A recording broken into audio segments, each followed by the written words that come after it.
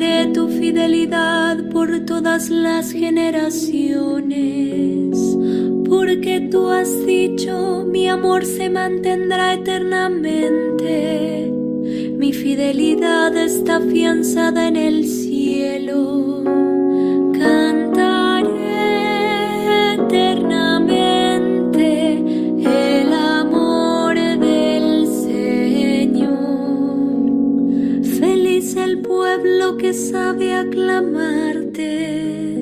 Ellos caminarán a la luz de tu rostro. Se alegrarán sin cesar en tu nombre. Serán exaltados a causa de tu justicia. Cantaré eternamente el amor del Señor, porque tú eres su gloria y su fuerza. Con tu favor acrecientas nuestro poder. Sí, el Señor es nuestro escudo. El Santo de Israel es realmente nuestro Rey. Cantaré eternamente el amor del Señor. Cantaré eternamente el amor del Señor.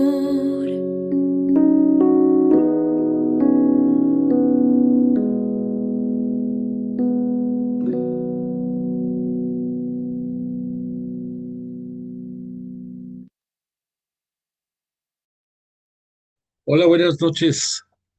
Qué gusto que hoy, día lunes 6 de octubre del año 2025, nos encontramos reunidos de nueva cuenta en nuestro espacio virtual bíblico para cerrar esta noche con el estudio del impactante libro del Apocalipsis. Vamos a comenzar como siempre. Vamos. Hay, hay un micrófono por ahí prendido. Si lo apagan, por favor. Gracias. Vamos a comenzar como es debido, estaba diciendo, dándole gloria a Dios Padre a través de Jesús de Nazaret. Y te invito que, como todas las sesiones, digamos en el nombre del Padre, del Hijo y del Espíritu Santo. Amén. Padre nuestro que estás en el cielo, santificado sea tu nombre. Venga a nosotros tu reino. Hágase tu voluntad en la tierra como en el cielo. Danos hoy nuestro pan de cada día. Perdona nuestras ofensas, como también nosotros perdonamos a los que nos ofenden. No nos dejes caer en la tentación y líbranos del mal. Amén. Dios te salve María, llena eres de gracia. El Señor es contigo. Bendita eres entre las mujeres y bendito el fruto de tu vientre, Jesús. Santa María, Madre de Dios, ruega por nosotros pecadores, ahora y en la hora de nuestra muerte. Amén. Gloria al Padre, al Hijo y al Espíritu Santo, como era en el principio, ahora y siempre, por los siglos de los siglos. Amén. E invocamos al Espíritu Santo y decimos, oh Espíritu Santo, don de Dios y fuerza de lo alto, fuente de agua brotante de vida eterna, desciende y mora en nuestros corazones. Haznos verdaderos adoradores del Padre. Condúcenos a la plenitud de la verdad y transfórmanos en testigos de Jesús para llevar su nombre hasta los confines de la tierra. Amén. Bueno, pues esta noche volvemos a agradecerle a Jesús de Nazaret y a su Espíritu Santo que nos tienen la misericordia de estar en medio de nosotros para hacer que se nos activen nuestras neuronas, nuestro corazón, nuestro oído, y podamos captar, entender y seguir todas sus enseñanzas de la palabra de Dios. todo lo que contiene la Sagrada Biblia y que mucho de ello lo conocimos a través de Jesús de Nazaret. Bueno, como todas las noches tenemos una intención especial y esta noche nos unimos a que este fin de semana en Roma el Papa León celebró con gran devoción el, la celebración de todos los migrantes en el jubileo que estamos celebrando este año. Y pues me parece bastante importante que nos unamos a esa petición del Papa, porque pues hoy en día creo que más que nunca hay muchos lugares de migrantes, muchas personas que no encuentran los satisfactores por las razones que sea en sus países, en sus lugares de origen y en búsqueda de la esperanza de encontrar una mejor opción para desarrollarse, emprenden el dejar su tierra y lanzarse a la aventura muchas veces y pues pedimos por ellos porque todos merecemos tener dignidad, tener alimento, tener una expectativa de vida mejor y pues pedimos a Dios que tenga misericordia de ellos y les conceda lo que tanto anhelan. Y sobre todo, me trae a la memoria eh, que nosotros, estudiosos de la Biblia, recordemos que nuestro propio Mesías y Señor, Jesús de Nazaret, él fue migrante. Por si no recuerdas, poco después de que nació en Belén, el ángel del Señor se le apareció en sueños a José, su padre terrenal, y le dijo, anda, llévate al niño porque lo quieren matar, refiriéndose a que Herodes uh, había emprendido una campaña de muerte en contra de todos los inocentes menores de 2 años, por el temor a que se había enterado por medio de los magos de Oriente que era el rey de los judíos que había nacido. Entonces Jesús, en brazos de María y por conducción de José, emprenden la partida a Egipto, no precisamente a la capital de Egipto, pero sí a las tierras que ya pertenecían a Egipto. Y ahí permanecieron el tiempo necesario hasta que reciben de nueva cuenta el aviso de parte del cielo que quien quería matar al niño ya no era amenaza. Herodes el Grande había fallecido y entonces de ahí emprenden el regreso. Por eso en las escrituras, en las profecías se habla de que vendrá de Egipto el Mesías esperado. Es por esa relación. Y ya llegando de nueva cuenta a tierras eh, del todo lo que sería el reino de Israel futuro, se arraigan, se asientan en la población de Nazaret. Por eso Jesús fue migrante también y pues tenemos que tener consideración por todos los migrantes que hoy en día tenemos.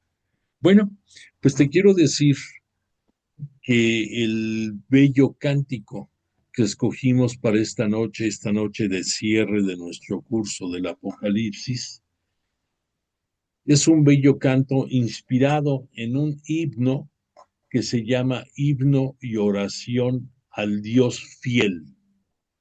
Esto corresponde al Salmo 89 de la nomenclatura hebrea.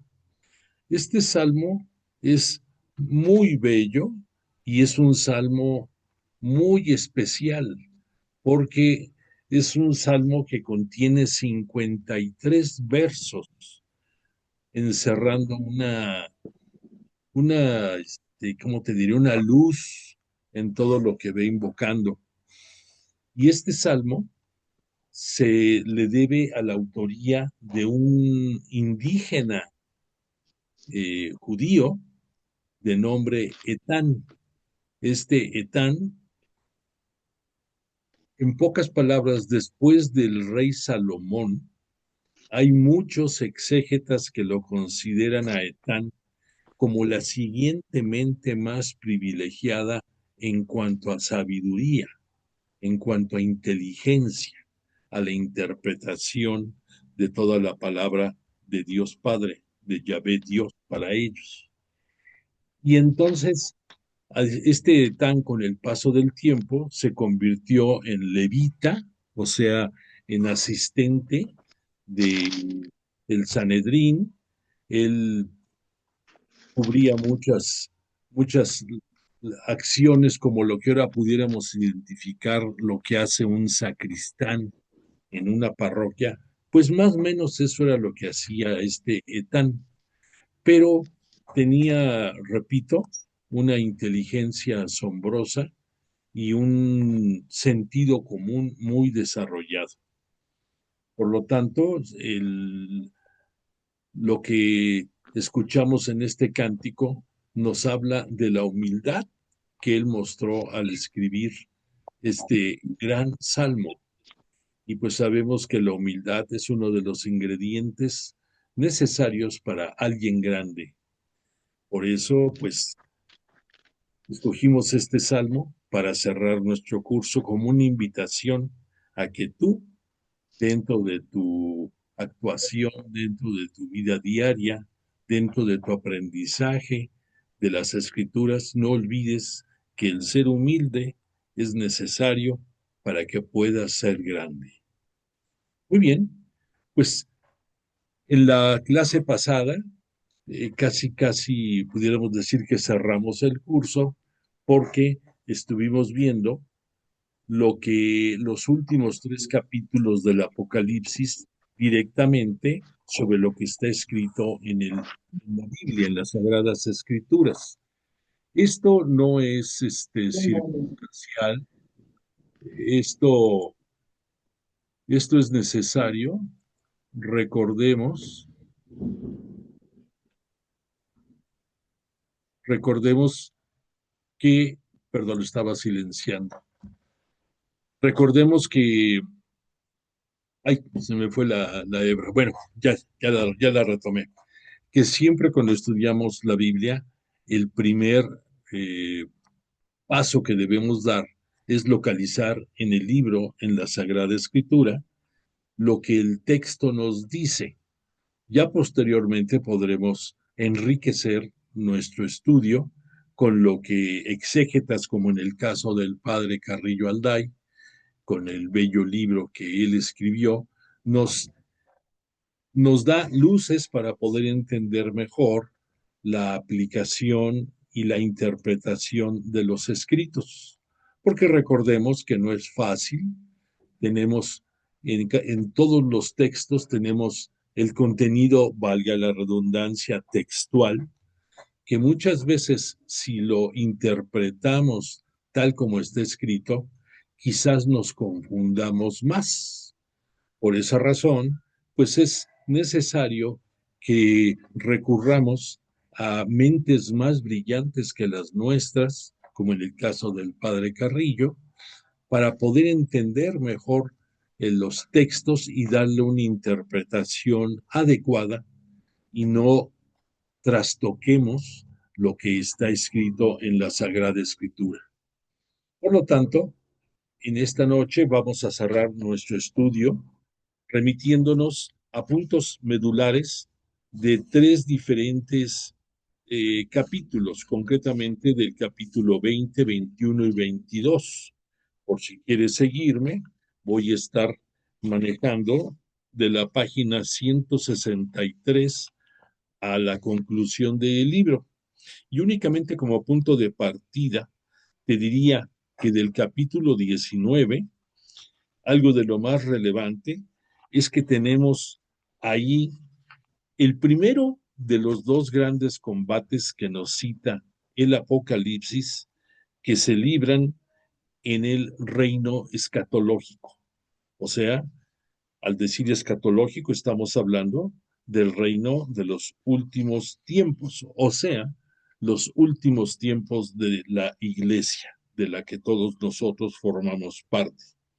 Me quiero referir nada más en el capítulo 19, en el versículo 19 también, al 21, dice, vi entonces a la bestia y a los reyes de la tierra con sus ejércitos reunidos para entablar combate contra el que iba montado en el caballo y contra su ejército. Pero la bestia fue capturada y con ella el falso profeta, el que había realizado al servicio de la bestia las señales con que seducía a los que habían aceptado la marca de la bestia y a los que adoraban su imagen. Los dos fueron arrojados vivos. Esto lo vuelvo a señalar. Fueron arrojados vivos al lago de fuego que arde con azufre. Los demás fueron exterminados por la espada que sale de la boca del que monta el caballo, y todas las aves se hartaron de sus carnes. Aquí lo más sobresaliente es que en este primer combate escatológico es el que libró Cristo, nuestro Mesías y Señor, el jinete veraz, el fiel, vestido de lino blanco y su caballo también blanco, señal de triunfo, señal de victoria, y ellos salieron junto con todas las fuerzas celestiales a combatir a todos los que atentaron contra la iglesia de los primeros tiempos. Desafortunadamente, esto no impide o no impidió que muchos murieran por la fe, entregando su vida y siendo fieles a seguir a Cristo y a no seguir a la idolatría, como otros cayeron. Entonces aquí lo que es importante es ver cómo Cristo vence a las fuerzas del mal, como siempre es, por muy crecidas y poderosas que aparentemente éstas sean, siempre el bien prevalecerá sobre el mal. Y, para decirlo en una forma sencilla, nadie es más grande que Dios y que Jesús, el Cordero degollado. Entonces aquí vimos que a los que atentaron y que estaban vivos en contra de la iglesia, los lanzan junto a, al dragón, a la bestia, a los falsos profetas, a ese, a ese caldero hirviente en el cual está encerrado por 1000 años el tentador. Ahí se van estos perseguidores de la iglesia. Perdón, un punto de comparación. En las escrituras del Antiguo Testamento nos hablan como algo similar a lo que es este lugar de lamentos y de tristeza y de crujir de dientes y de llorar eterno. Nos hablan con un gran quemadero que se llamaba la Gehenna que se encontraba en las afueras de Jerusalén, y era un lugar en donde por día y noche se quemaban todos los despojos y toda la basura y todo lo que no se, se necesitaba en Jerusalén.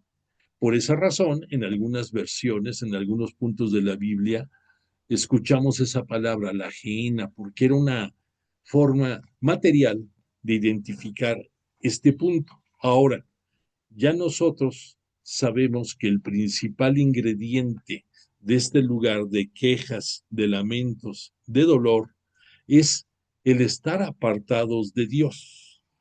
Ese es el principal dolor que puede tener cualquier humano o cualquier ser espiritual como los ángeles caídos también.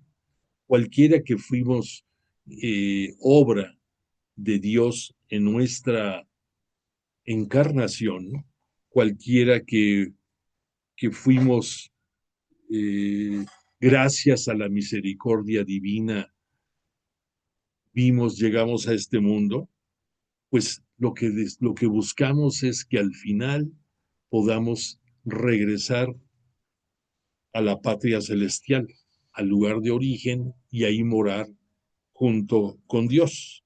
Entonces, vete metiendo en la cabeza que ese lugar de llorar eterno es el sitio en donde no hay regreso para poder estar cerca de Dios. Y eso, pues, habla de la tristeza de caer en ese sitio. Bueno, pues entonces después de esta reflexión, te diría que una breve palabra de aplicación es suficiente para esta sección. La victoria de Cristo sobre sus enemigos será total e irrevocable. Él es el vencedor. Bueno, pues ahora eh, te dejo como fondo esta lámina que es de lo que hemos estado estudiando acerca de la revelación, que recuerda que así es la traducción del nombre Apocalipsis. Quiero hablarte ya sobre el capítulo 20, en donde nos hablan de la prisión milenaria de Satanás. Para ubicarnos en el versículo 20, en el capítulo 20, perdón, versículo 1 a 3, dice: Luego vi a un ángel que bajaba del cielo y tenía en su mano la llave del abismo y una gran cadena. Dominó al dragón y lo encadenó por 1000 años. Lo arrojó al abismo, lo encerró y puso encima los sellos para que no seduzca más a las naciones hasta que se cumplan los 1000 años. Después tiene que ser soltado por poco tiempo. Hago un comentario. Aquí dice así el texto, pero sabemos en el estudio del libro que poco antes de que se cumplan los 1000 años es en donde tendrá oportunidad el seductor de volver a quedar libre y entonces va a tratar de seducir a las naciones y a los gobernantes, no nos dice a quiénes, para continuar el asedio en contra de la Iglesia, de la Santa Iglesia Cristiana Católica. Entonces, tenemos la claridad de que el término de 1000 años, lo hemos visto por diferentes momentos, es una forma de expresión que no tiene una connotación matemática para poder decir 1000 años corresponden a 2000 o a 3000 o a 4000 del conteo que llevamos nosotros con nuestros calendarios en uso, que lo que nos da a entender es que, por un lado, la palabra de Dios siempre es veraz y Él siempre cumple. Y entonces, si Él anunció que todo va a tener un fin, debemos de creerlo por fe, aunque no lo entendamos bien, debemos de aceptarlo como un dogma, bueno, no un dogma porque no está considerado así en el magisterio de nuestra iglesia, pero sí como algo que no se discute.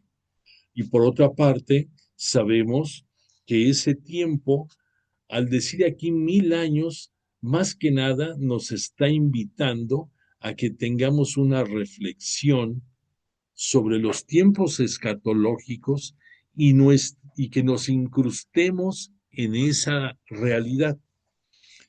Yo quiero invitarte a que tú hagas una reflexión. A ti, a mí y a muchísimos siempre nos ha inquietado el saber, ¿ya estarán esos tiempos ahorita? ¿Ya estará corriendo esto?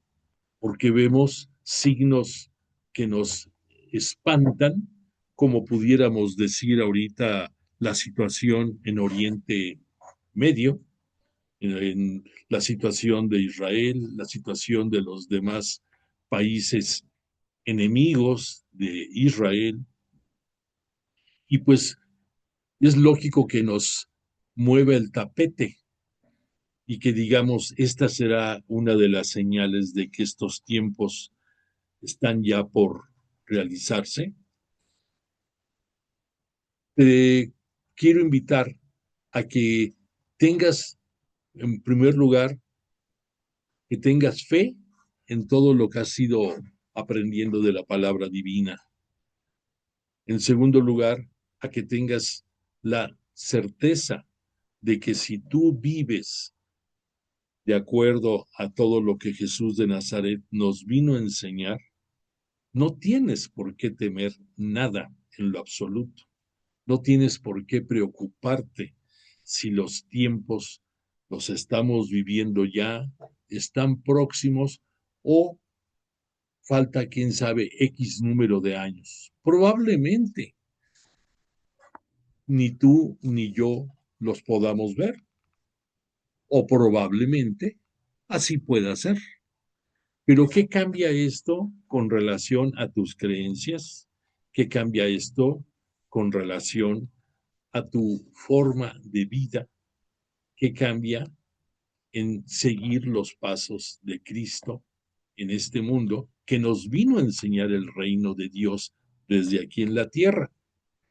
Y obviamente, si los vives con el corazón pleno, con la disposición de tu inteligencia, de tu voluntad, de los dones con el que Dios te hizo ser encarnado por tus padres, no tienes por qué preocuparte, no tienes por qué angustiarte, no tienes por qué vivir en la zozobra. O si yo te dijera, ¿sabes qué? Lo que estamos viviendo ahorita son los signos de que esto ya no tiene vuelta atrás y en breve se va a acabar todo esto. Va a ser la parucía. ¿Qué harías si alguien pudiera darte una revelación exacta y sin vuelta atrás? Pues creo que vivirías más angustiado. Creo que te traicionaría tu propio corazón, tu inteligencia, todo. Por una razón muy especial, piensa, recuerda cuando los apóstoles, en aquel tiempo los discípulos de Jesús, le preguntaron acerca de estos tiempos, ¿qué respondió Jesús? Nadie sabe el día y la hora que el Padre tiene revelado para este acontecimiento. Ni siquiera Jesús, siendo su Hijo, siendo la imagen de la misericordia, el poder divino, ni él lo conoce, solamente Dios Padre. Entonces, aquí la mejor, la mejor catequesis nos las dio Jesús al decir, ni yo mismo sé, pero eso le impidió a él vivir diferente al plan que tenía Dios revelado para él, a la misión a la que había venido. No, pues igual piensa tú con relación a tu vida, que no te cause zozobra, alteración o turbación en tu corazón, en tu mente, en tus acciones, el pensar si esos tiempos se están viviendo, están próximos o o si los verás o no los verás. Tú vive de acuerdo a lo que Jesús nos pide que hagamos. Y entonces tendrás la confianza absoluta, tendrás la certeza de que lo que tendrá que pasar deberá suceder cuando tenga que suceder. Y que nosotros dentro del plan divino y dentro del plan de Cristo, nuestra luz, nuestro camino y nuestra guía, nos dio todos los elementos para vivir a gusto. No lo olvides eso y que sea tu faro que te guíe a buen puerto.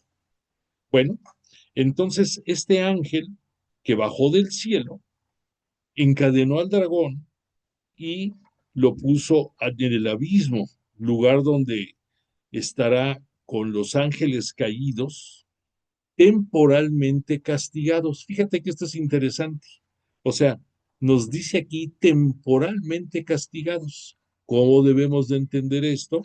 Pues que poco antes de que lleguen esos 1000 años, va a ser soltado Satanás, como dijimos, y va a causar estragos, y va a causar confusión, y va a causar muerte, y va a causar lamentos y llantos. Pero así está escrito, es voluntad de Dios que así sean los tiempos escatológicos. Entonces, que te quede muy claro que 1000 es un número simbólico que de acuerdo a la omnipotencia divina, 1000 años es un poco tiempo, no es nada.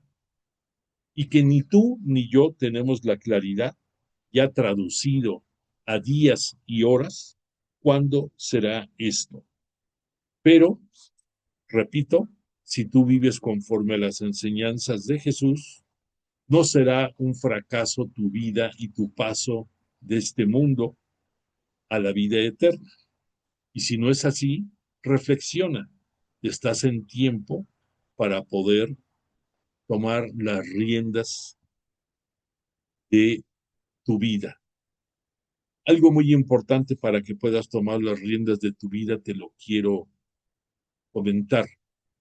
Muchas veces pensamos que por estar cerca de muchos actos litúrgicos en que estamos dando oración y alabanza a Dios Padre, estamos salvados.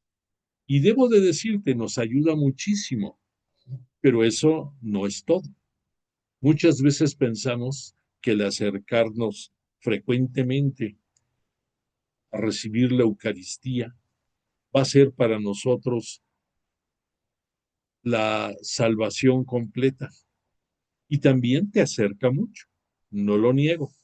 Cada vez que tú recibes a Jesús en tu corazón, estás cargando pila, estás energía que te lleva a sentirte más unido a Él.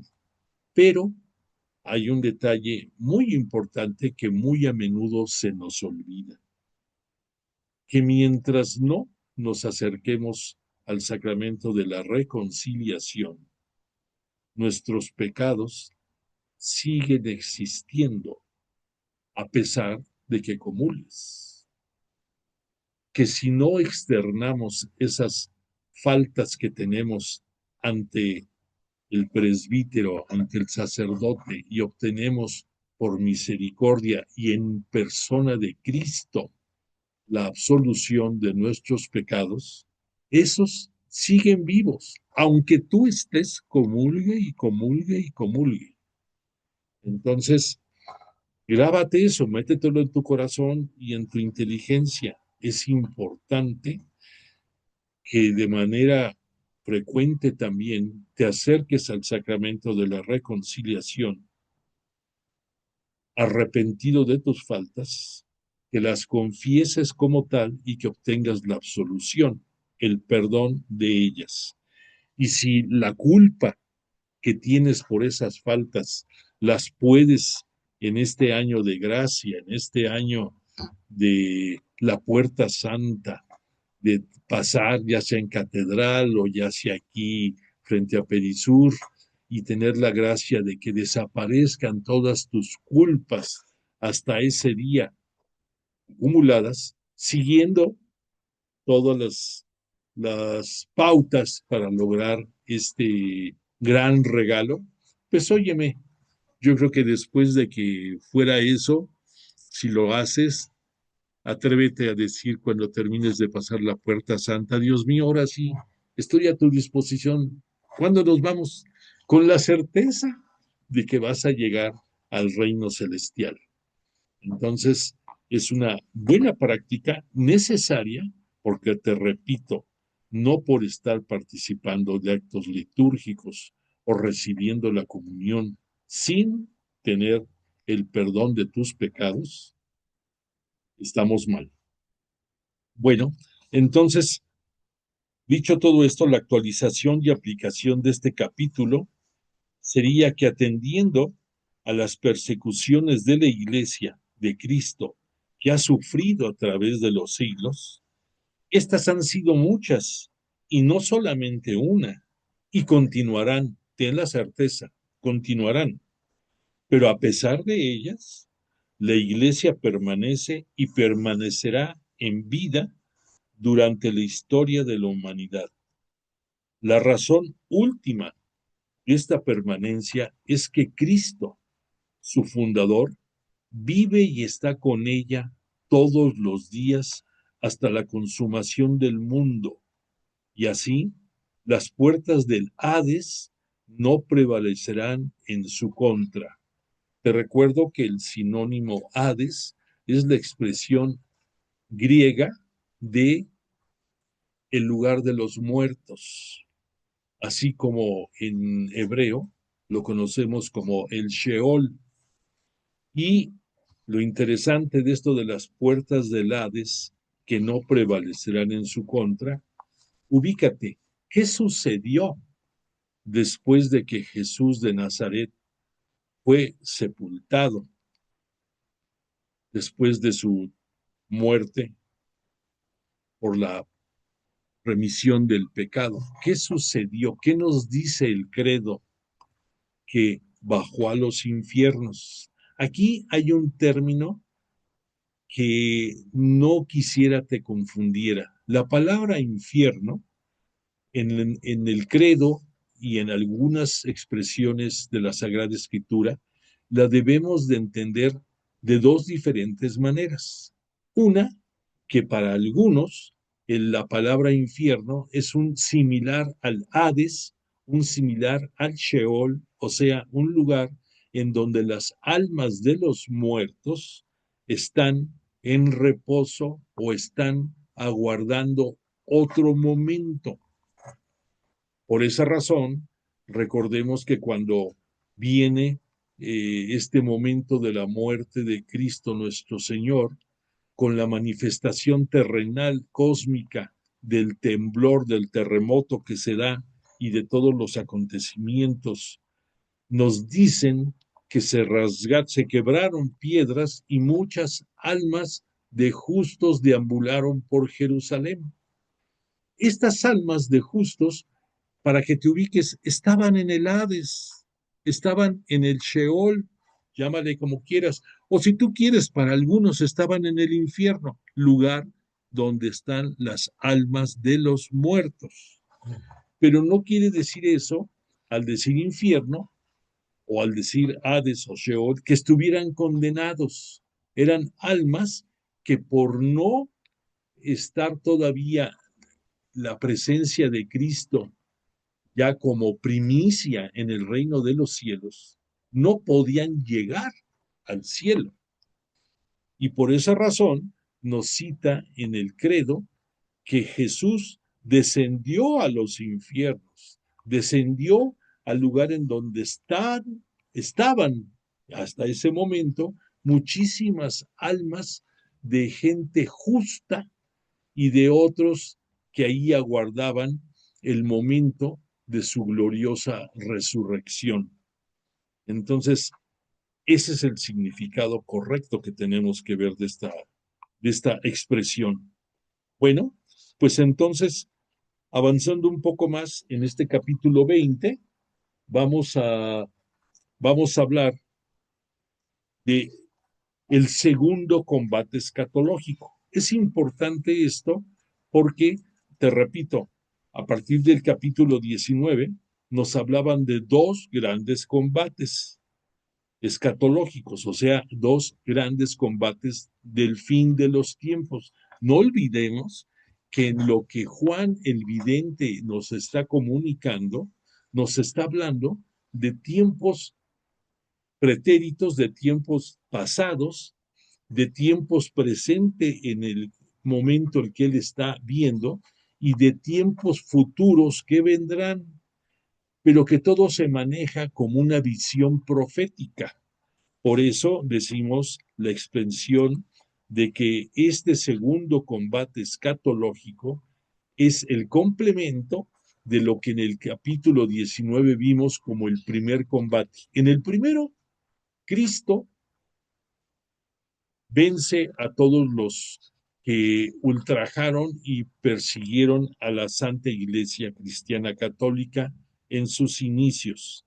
En este segundo combate, vamos a ver qué nos dice aquí el vidente. Parto del versículo 4 del capítulo 20. Luego vi unos tronos y se sentaron en ellos y se les dio el poder de juzgar. Me detengo aquí. ¿Quiénes se sentaron en ellos? ¿Quién les dio el poder de juzgar? Recuerda que Jesús de Nazaret a sus apóstoles les anunció que cuando fuera la parucía, ellos juzgarían con él a todos los que estuvieran en el juicio final, en los últimos tiempos. Entonces, sin que nos dé más datos, aquí podemos tener la certeza de que los que están en los tronos son aquellos a quien Cristo, el Cordero degollado, les da la potestad de junto con él poder juzgar a las almas. Aquí nos dice de los que fueron decapitados. Al decir aquí de los que fueron decapitados, nos habla de gente ciudadana romana que fueron ingresando a la Santa Iglesia Cristiana Católica. Ellos no podían ser martirizados. La forma en que morían era decapitados, como le sucedió a Pablo, al apóstol. Él, por su ciudadanía romana, fue decapitado, a fin de cuentas. Entonces, aquí nos hablan de que están llegando ahí para ser juzgados, decapitados, o sea, ciudadanos romanos, nuevos dentro de nuestra Santa Iglesia Cristiana Católica. Y después dice, un poco más adelante, revivieron y reinaron con Cristo 1000 años. Aquí una palabra importante que nos refuerza nuestros conceptos que hemos estudiado. Aquí nos dice que muchos que tenían su marca en la frente de seguidores de Cristo o en su mano, revivieron y reinaron con Cristo 1000 años. Aquí el término revivieron es que volvieron a la vida. Recordemos, interesante, que el único resucitado es Cristo, nuestro Mesías y Señor. Él es el único resucitado dentro de toda la Sagrada Escritura, que eso significa pasar de la vida terrenal a la vida celestial.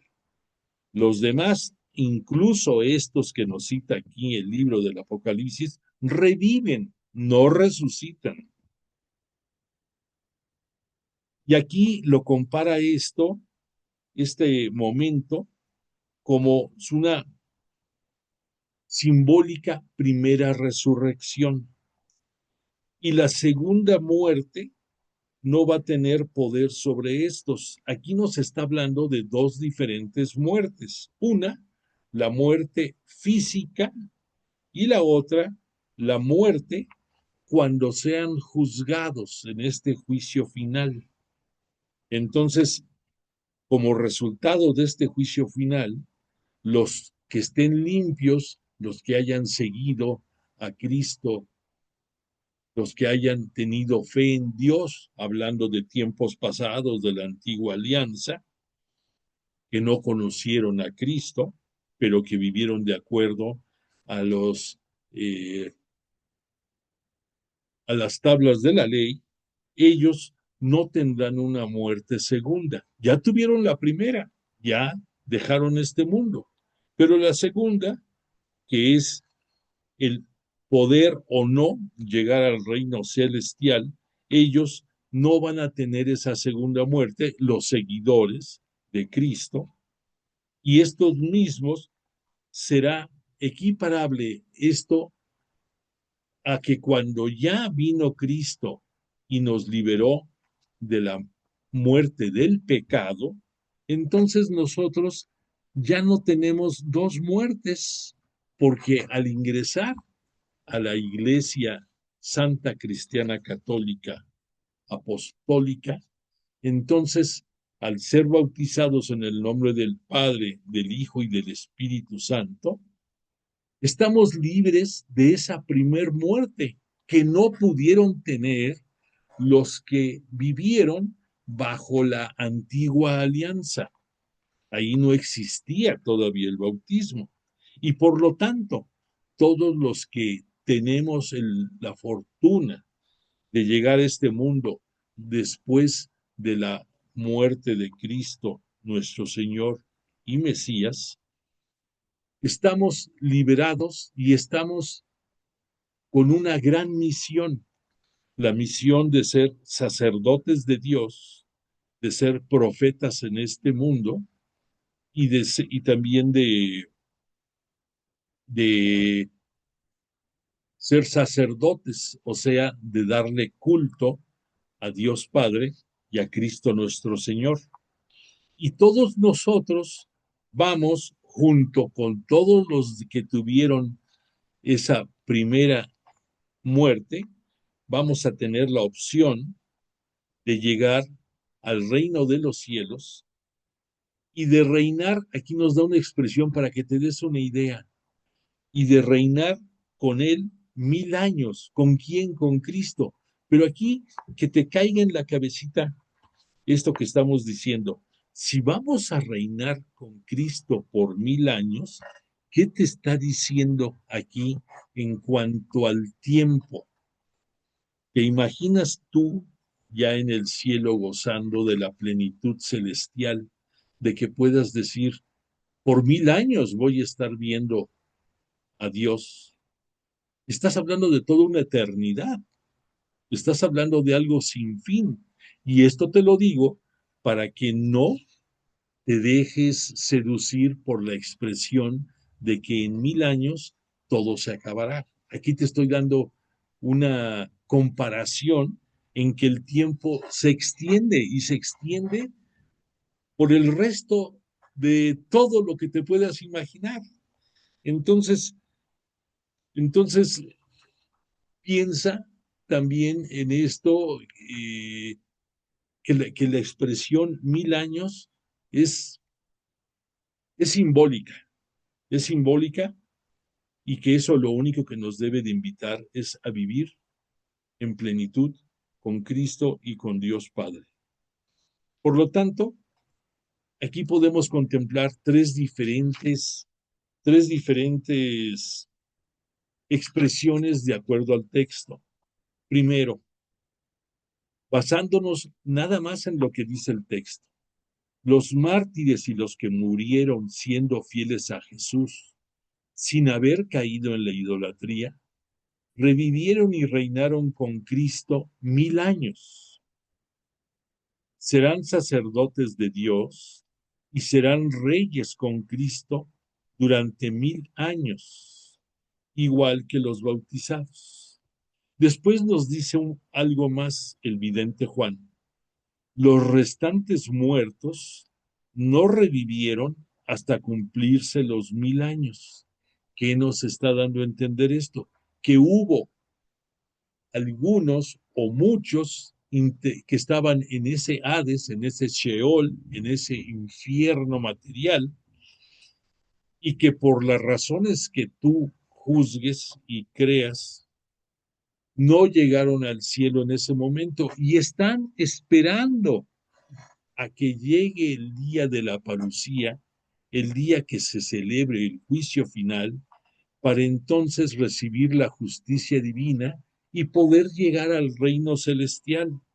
Una gracia que tú tienes sobre de todos ellos, porque perteneces al nuevo pueblo de Israel, a la nueva alianza que por Cristo formamos parte todos nosotros. Es una bendición porque tenemos privilegios que los que nacieron en la vigencia de la antigua alianza no pueden tener y tú sí. En esta expresión vemos que el Apocalipsis tiene muchos cimientos en el profeta Ezequiel. Ezequiel fue uno de los profetas que tuvieron visiones también escatológicas, igual que Zacarías, igual que Daniel, y en Ezequiel el punto culminante es, si recuerdas en el Evangelio, estudiamos una ocasión que Jesús, bueno, que Dios, perdóname, no Jesús, que Dios se dirige a este Ezequiel y lo invita a que profetice ante unos huesos secos. Y nos habla que en una gran extensión había dispersos miles y miles de huesos humanos secos, lo cual es sinónimo de que habían muerto, obvio, y que habían muerto hacía mucho tiempo. Y entonces Yahvé Dios, Dios Padre para nosotros, le invita a este Ezequiel a que profetice en ellos y los huesos empiezan a juntar. Y después les dice que profetice más sobre de ellos y que les haga una resurrección simbólica. Y entonces estos huesos comienzan a generar músculo, a generar carne, y en pocas palabras se pueden hasta incorporar, se pueden, sí, se pueden volver a levantar. Pero luego le dice lo más importante, Dios profetiza el espíritu hacia ellos. Y ese es el gran ingrediente que hacía falta. Y entonces estos huesos secos cobran vida. Aquí lo interesante de este mensaje es que esta, esta secuencia que nos hablan de Ezequiel nos está hablando de estos huesos secos como los integrantes de la antigua alianza, que sabemos que decían tenían un corazón de piedra, no porque ellos fueran así y porque así los fueron formando los dirigentes religiosos judíos de la antigua alianza. Pero después, con la proximidad de la llegada de Cristo, nuestro Mesías y Señor, hay la opción de que su corazón de piedra se convierta en corazón de carne, que tengan sensibilidad. Y todavía lo mejor es que gracias a Jesús de Nazaret, que nos vino a enseñar al Espíritu Santo, entonces este pasaje en que Ezequiel profetiza estos huesos, de la muerte en que estaban, pueden no solamente volver a incorporarse, sino vivir la plenitud de la misericordia divina. Entonces, esta resurrección simbólica de la que nos habla el Evangelio es la fase terrestre del reino de Dios. Y esta fase terrestre del reino de Dios la vamos a volver a vivir o la estamos viviendo según esta descripción de esta resurrección simbólica en el Apocalipsis, después de la caída de Roma. Este es otro punto que vale la pena que reflexiones. Dentro de esa simbiosis de posibles fechas, aquí nos estamos enfrentando ante otro detalle. Cuando tú escuchas que la Sagrada Escritura te dice que los 1000 años del reinado en paz, pudiéramos decir, de la Iglesia de Cristo en los tiempos escatológicos, partirán de la caída de Roma. Para ti, ¿cuándo fue la caída de Roma? ¿En el año 465 o en el año 1453, cuando el imperio bizantino desaparece y da pie prácticamente al fin de la Edad Media? ¿O en la primera fecha que te dije es cuando comienza la Edad Media y cuando gobernantes germánicos vencieron a lo que quedaba de Roma? Entonces aquí tenemos dos diferentes fechas, no nos la precisa la Sagrada Escritura, el libro del Apocalipsis. Por lo tanto, es otro término que te puede hablar de diferencias abismales en lo que se refiere a tiempo. Para San Agustín y para muchos otros estudiosos, padres de la Iglesia, los 1000 años de paz para la Iglesia comienzan con la resurrección de Cristo. Y la primera resurrección, reitero, corresponde a nuestro bautizo. Bueno, entonces esta forma de manejar el milenarismo, al referirnos a los 1000 años, podemos encontrar, querer interpretar textualmente o podemos interpretar de acuerdo a las sugerencias de exégetas, de padres de la Iglesia, y esto nos ubica mejor. Y esto nos vuelve a dar la claridad de que para entender la Biblia no podemos únicamente leer el texto y sacar conclusiones. Necesitamos asistencia de exégetas, de estudiosos de la Biblia y de leer, releer y volver a leer los mismos textos para ubicarnos mejor. En pocas palabras, de estas interpretaciones milenarísticas, la propia Iglesia dio una respuesta en un momento determinado que le comentaron a la Iglesia, al magisterio. Le dijeron: Cristo, antes del juicio final, previa o no a la resurrección de muchos justos, ha de venir visiblemente para reinar en la tierra. La respuesta del magisterio, en este caso a través de el dicasterio del Santo Oficio o la Congregación para la Doctrina de la Fe, fue: el sistema de milenarismo mitigado no puede enseñarse con seguridad. Esto nos lo dice el magisterio de la Iglesia.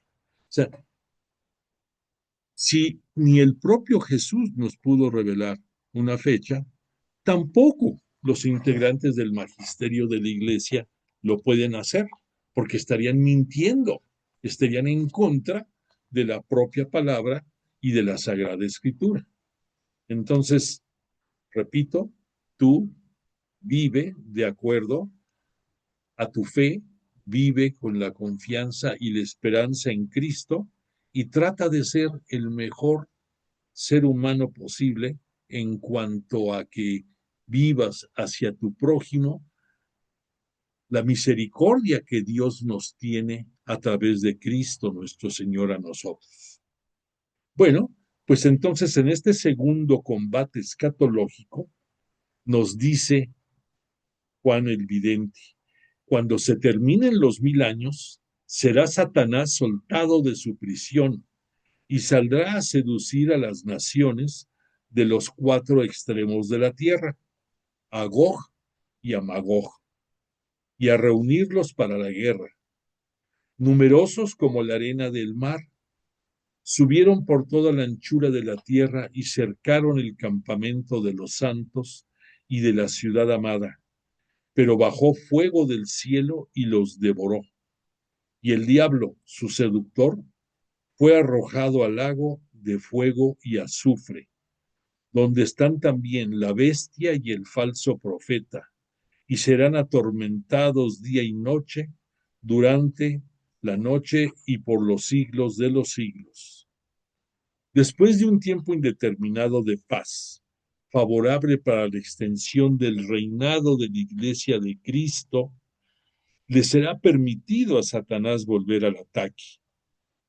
Y aquí dice, se servirá de Gog y Magog. Aquí la forma en que lo expresa el vidente no son dos diferentes personas. Gog era el rey de del país de Magog.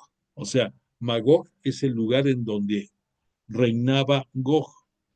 Y aquí, de acuerdo a la escritura, en cierto momento, este Gog convocó a muchas entidades de otras naciones para combatir al pueblo de Israel. Yahvé Dios, Dios Padre para nosotros, obviamente que no lo iba a permitir. Y entonces, así como aquí estamos viendo en esta lámina, cuando Roma tristemente terminó con el templo de Jerusalén, algo similar fue lo que pasó aquí antes de que empezara esa gran batalla de Gog y sus coludidos. Yahvé Dios no permitió ni siquiera que se iniciara el combate, sino que los aniquiló porque no iba a permitir que asediaran en contra de su pueblo elegido. Entonces, esto se va a repetir poco antes de que terminen los 1000 años, porque va a ser soltado el tentador y él va a seducir a naciones paganas de ir en contra de la iglesia de Cristo nuestro Señor. Y se van a reunir de todas partes para atacar a la iglesia, simbolizada en el campamento de los santos y en la ciudad amada que es Jerusalén. Dato importante para nosotros, aquí nos está refundando cuál es la ciudad santa y cuál es la ciudad que Dios Padre, por decisión unilateral, Él adoptó con la única petición de que le fueran, que solamente a Él le dieran culto. Situación que tristemente en muchos momentos los propios hebreos, judíos, israelitas no respetaron y que tuvieron que pagar las consecuencias de su apartarse de la idolatría y de rendirle culto a otras deidades fuera de Dios, fuera de Yahvé Dios, de Dios Padre. Entonces, nuevamente, el diablo va a ser arrojado al lago de fuego y azufre en unión de las bestias y ahora para toda la eternidad. Entonces aquí, a veces cuando tratamos de interpretar los textos, a veces pensamos que van a ser estos 1000 años, que poco antes de que se den esos 1000 años va a suceder esto de la sedición de Satanás, que después vendrá el momento de la parucía y que después habrá otros 1000 años. Sí va a haber los 1000 años, pero ten cuidado, porque no son 1000 años aquí en esta tierra terrenal, en este mundo. Para entender esto, vamos a tener que llegar al siguiente capítulo, a la siguiente sección, para entender dónde van a ser esos próximos 1000 años. Estos textos son una invitación clara a que tomemos conciencia de que somos una iglesia en lucha contra el mal y contra el maligno, con una misión muy específica: ser signos o semillas del reino de Dios en medio de todos los pueblos y naciones. Bueno, pues en el mismo capítulo 20 vamos a ver después por el versículo 11 al 15 que nos dice: el cielo y la tierra huyeron de la presencia sin dejar rastro. Estamos hablando de la parte previa a esta parucía. Aquí lo que está viendo el vidente es que el cielo y la tierra, como origen, lo que vimos en el Génesis, la creación, eso, esa confusión entre el cielo, el azul del cielo, el azul del mar, el verde y la de la tierra, se confundían todo y nada más un ruaj soplaba sobre los mares, sobre las aguas. Aquí vamos a ver que para el vidente de repente desaparece el cielo y la tierra. No hay rastro de ellos. Y entonces está viendo el vidente que son abiertos unos libros. El libro y luego un tercer libro, que es el de la vida. Y entonces cada uno de los que están en ese momento en juicio final van a ser juzgados por sus obras. Y la muerte y el Hades van a ser arrojados al lago de fuego. Hasta ahí llegaron. Va a ser la, la derrota final y eterna del seductor. Este lago de fuego, que es la muerte segunda, va a ser arrojada junto con el seductor, junto con los que no merecen por sus obras gozar de la presencia de Dios y de Cristo, y van a ser lanzados a este lugar de llanto, a este lugar de muerte eterna. El cielo y la tierra huyen ante Dios. La creación presente va a desaparecer para dar lugar a un cielo nuevo y a una tierra nueva. El que está en el trono, que es Dios Padre, y delante de él el Cordero degollado, y junto a él todos los muertos grandes y pequeños que murieron por la fe en él, van a ser testigos de que al juzgarse según sus obras, para eso van a ser los libros, y que en el libro de la vida están anotados los predestinados que habían vivido antes de que Cristo fuera el primogénito entre los cielos, y los que, aún ya siendo parte de la nueva alianza, por sus méritos, aparecen en ese libro de los predestinados a la vida eterna. Después del juicio final, la muerte misma desaparecerá. Ya no va a haber, repito, es la derrota final del tentador. Los que no estuvieron inscritos en el libro de la vida fueron arrojados al lago de fuego. En síntesis, los datos fundamentales de esto los tenemos en el credo cuando decimos: creo que desde allí vendrán a juzgar a vivos y muertos, creo en la resurrección de la carne, creo en la vida eterna. Cuando Cristo venga en su gloria, todos los hombres resucitarán y darán cuenta de sus obras. Solo quedará la vida y vida en abundancia. Bueno, estamos tocando el punto de la nueva Jerusalén, el cielo nuevo y la tierra nueva.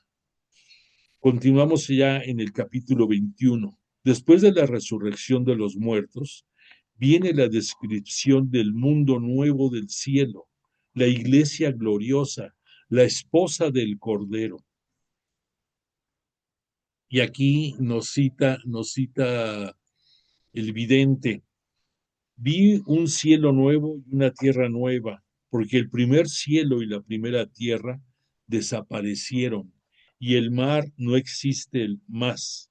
El cielo y la tierra y el mar sintetizan la creación entera. El mar es parte de la inestabilidad, y por eso de ahí emergían el dragón y la serpiente y toda la maldad. Y en el mar, tristemente, ahí devoró a muchísimas personas, y de ahí surgieron para llegar al juicio todos los que el mar devoró. Y ahí se supone que puede ser una de las entradas a ese, a ese lugar de castigo en donde está encerrado el tentador, probablemente.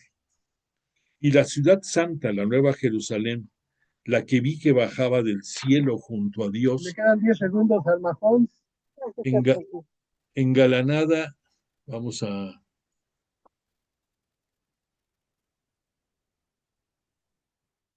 engalanada como una novia ataviada para su esposo. Bajaba del cielo junto a Dios y significa que no se trata de obra humana, sino de una creación divina. Viene hermosamente ataviada y Dios alzará ahí su tienda. Entendamos esto. Al decir alzará su tienda es porque ya no va a haber mundo, porque ya no va a haber templo, porque ya no va a haber tienda del encuentro. Únicamente estará Dios Padre y Cristo como la luz eterna para todos nosotros. Por lo tanto, aquí vamos a ver la claridad de la profecía que vimos en Isaías cuando en su momento, en el capítulo 7, versículo 14, nos citó Isaías: ellos serán su pueblo y él será su Dios. Será una verdadera realidad la expresión el Dios con ellos, la promesa del Immanuel, con nosotros Dios, del profeta Isaías. Hasta aquí nos cae el 20. ¿Qué significaba eso, el Immanuel? ¿A quién se refería? Immanuel es Dios, Dios con nosotros. Y Yeshua es Cristo, Salvador. Las lágrimas, el llanto y los gritos, la muerte misma desaparecerán. La alianza de Dios con su pueblo, inaugurada en el Sinaí, manifestada y espiritualizada por la encarnación y realizada en la cena de Cristo, en el Calvario y en el envío del Espíritu Santo en Pentecostés, llegará a su plenitud y perfección en el mundo futuro. En pocas palabras, reducimos esto en que he aquí que hago nuevas todas las cosas. Y aquí entendemos perfectamente el lugar que le corresponde a Cristo nuestro Mesías y Señor, porque el vidente Juan nos dice en el versículo 6 de este capítulo 21, me dijo también, hecho está, yo soy el alfa y la omega, el principio y el fin. Las frases que dijo, hecho está, en la cruz, Jesús, en lo que conocemos como parte de las 7 palabras. El vencedor recibirá en herencia estas cosas, y yo seré Dios para él, y él será hijo para mí, el Immanuel. El mundo viejo será reemplazado por la creación de un mundo nuevo, diferente. He aquí que hago nuevas todas las cosas. Esta es palabra de Dios. Y su realización está asegurada. Hecho está. Dios le dará a beber gratuitamente del manantial de agua de la vida. El agua, símbolo de vida en el Antiguo Testamento, que se ha convertido en Espíritu Santo en la teología de San Juan y que lo vemos reflejado cuando Jesús le ofrece a la samaritana que quien probara de la agua que él da no tendría sed nunca jamás. Por lo tanto, Dios será nuestro Dios y nosotros sus hijos. Y esta Jerusalén del cielo es una ciudad ideal, que aquí el vidente nos las cita como la ciudad perfecta, cuadrangular, todo en múltiplos de 12, y nos habla de que tiene 12 puertas, simbolizando a las 12 tribus de Israel, 3 puertas por cada lado, o sea, la perfección, 3 al oriente, 3 occidente, 3 norte, 3 al sur, Y dentro de estas murallas que sostienen estas puertas están los cimientos en donde están las 12 rocas de los apóstoles de Cristo Señor. Aquí tenemos una imagen de lo que esperamos vivir cuando sea ese tiempo, cuando Cristo nuestro Señor y Mesías nos reciba a todos nosotros, si es que decidimos seguir sus enseñanzas y vivir como Él nos lo pide. Y le dicen a Juan el Vidente, te voy a enseñar a la novia, la esposa del Cordero. Y me mostró la ciudad santa de Jerusalén con 12 puertas, con los nombres de las 12 tribus, sobre ella los 12 nombres de los 12 apóstoles. Y esta Jerusalén estaba llena, era cristalina, y el piso era de oro, y estaba llena de piedras preciosas, zafiros, jaspe, esmeralda, cornalina. Las 12 puertas son de perla. La ciudad es inmensa y perfectamente cuadrangular.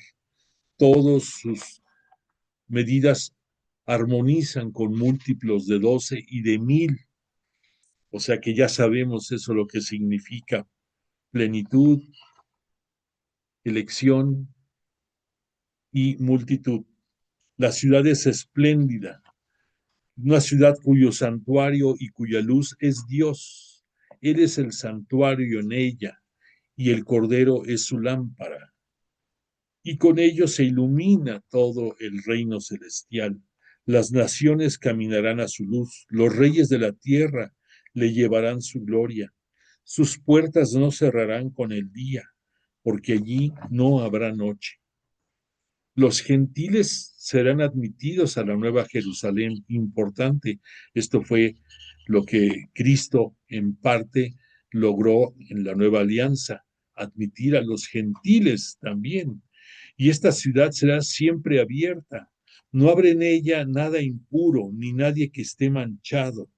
Y los ríos de agua viva serán el propio Cristo y Dios Padre, como los dos manantiales que en el Génesis veíamos como fuente de vida cuando iniciaba esta tierra, la creación terrenal.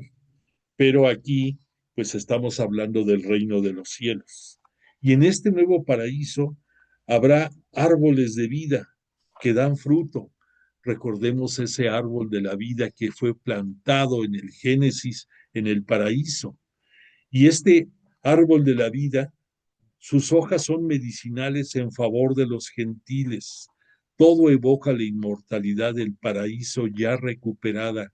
Ya entendemos el por qué ese árbol en el paraíso ahora está en el reino celestial, en la nueva Jerusalén. No habrá lugar para pecados. El trono de Dios y del Cordero estarán en ella, y los siervos de Dios le darán culto. Y no habrá más noche. El trono de Dios y del Cordero está en el centro de la ciudad paraíso. No, todo esto es símbolo de la felicidad consumada en la vida futura. La nueva Jerusalén es el don que Dios promete a los que han peregrinado con el Cordero por el primer cielo y la primera tierra. El camino de sufrimiento por el Evangelio se verá recompensado en la nueva Jerusalén, con la libertad, la justicia y la felicidad. Este futuro prometido, que es Dios mismo, alimenta nuestra fe, robustece nuestra esperanza y enciende nuestro amor. El libro del Apocalipsis termina con la promesa descrita en términos de belleza cósmica, de cielos nuevos y de tierra nueva, donde se gozará de una felicidad sin término. Es el mundo nuevo, es la nueva creación, es la Jerusalén del cielo. Son los cielos nuevos y la nueva tierra. Es, en una palabra, el cielo. Allí contemplaremos a Dios cara a cara, llevando su nombre en nuestra frente. Le perteneceremos indefectiblemente y le daremos culto por toda la eternidad. Será una vida sin términos ni fin, alumbrado siempre por la luz del Señor. Dios omnipotente. Será en fin el reino de Dios, definitivo y perfecto, donde con Él reinaremos por los siglos de los siglos. Amén. En el epílogo del Apocalipsis nos dice nada más que todas estas palabras son ciertas y verdaderas. Aquí es donde el vidente Juan nos dice que en un momento de éxtasis se postra o pretendía postrarse ante el ángel que le estaba dando estos mensajes como mensajero celestial, mensajero de Dios. Y aquí le reafirma las palabras de Cristo cuando dice, he aquí que vengo pronto. Y nos da la última de las bienaventuranzas de este libro. Bienaventurado el que guarde las palabras de la profecía de este libro. El vidente pone su propia firma. Los ángeles, los profetas y los creyentes son todos siervos de Dios. Nuevamente el ángel subraya que la adoración solo corresponde a Dios.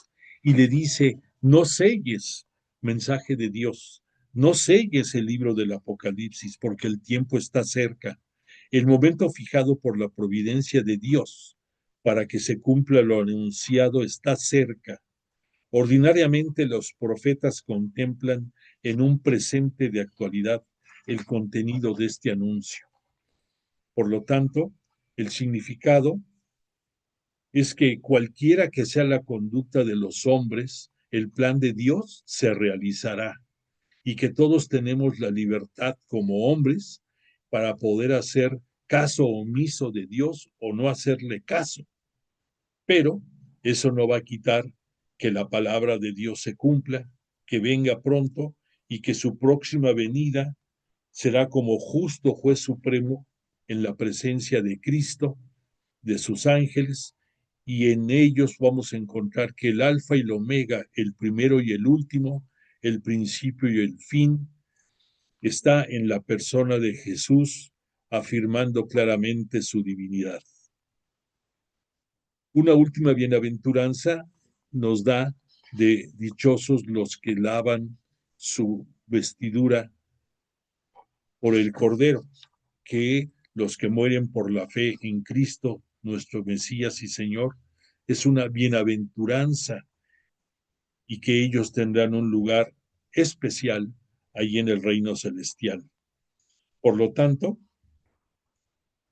cierra este epílogo con la expresión ven, ven. El espíritu y la novia dicen ven. El que escucha, que diga ven. El que tenga sed, que venga. El que quiera, tome gratuitamente agua de vida. La novia, la iglesia de Cristo y el espíritu que actúa en ella y que vive y obra en el interior de cada creyente, claman que el esposo venga, ven. Quien tenga sed y que quiera que se acerque a la ciudad santa, la esposa del Cordero, la iglesia. Y al final encontramos en el versículo 20, sí vengo pronto, dice el que da testimonio de todo esto, sí vengo pronto. Amén, ven Señor Jesús, que la gracia del Señor Jesús esté con todos. Jesús el testigo fiel y veraz, responde a la invitación ardiente del Espíritu y de la novia. A su vez, la Iglesia añade nuevamente con vehemencia, amén, ven Señor Jesús. Es la exclamación aramea, Maranatá, Señor nuestro, ven, que se repetía en las asambleas litúrgicas, expresando la fe firme y la esperanza escatológica. Que la gracia del Señor esté con todos. Juan se despide deseando la gracia del Señor Jesús para todos sus lectores. Y pues sí, le agradecemos a Jesús de Nazaret que nos haya llevado por este bello transitar del libro del Apocalipsis, que nos haya refrendado la esperanza del cielo nuevo y de la tierra nueva, de esa Jerusalén celestial que esperamos gozar por su misericordia al final de nuestros días. Y pues yo te agradezco a ti todo el tiempo que dedicaste para el estudio de este libro. Espero que haya servido el esfuerzo que haya yo podido hacer porque lo entendieras mejor. Si puedes dar constancia de tu presencia.